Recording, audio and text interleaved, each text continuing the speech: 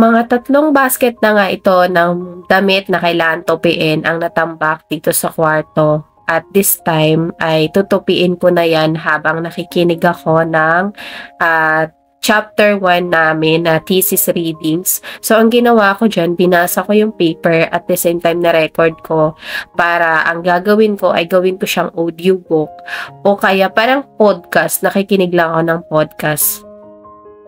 Kasi plan ko sana siya i-run sa isang AI na parang audio.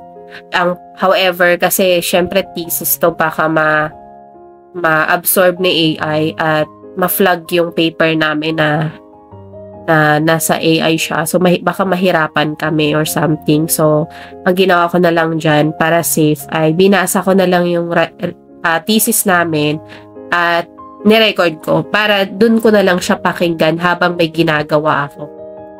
Guys, matagal-tagal rin pala akong huling nag-upload mga sis.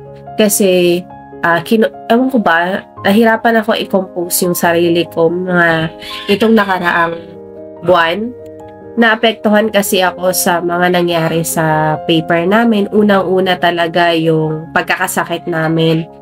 Ang dami kasi naming sleepless nights gawa ng thesis namin.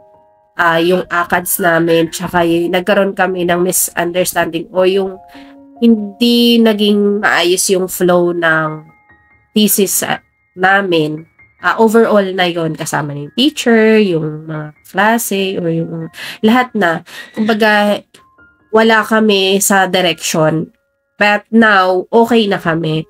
Nakabalik na ulit kami. Siguro dahil pare-parehas kami working, lahat sila may pamilya na din, nagsama-sama lahat, kaya hindi kami nakasabay.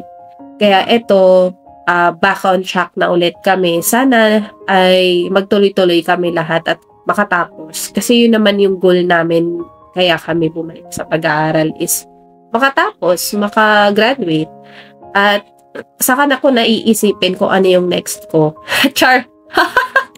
Pagkatapos kong magtupi dyan ng mga damit, ay nagligpit na rin ako dito sa kwarto. Kasi niisip ko kapag magbabasa ako or mag-aasikaso ako ng thesis namin, tapos magulo yung paligid ko, hindi ako makakapag-isip ng maayos pagka ganon.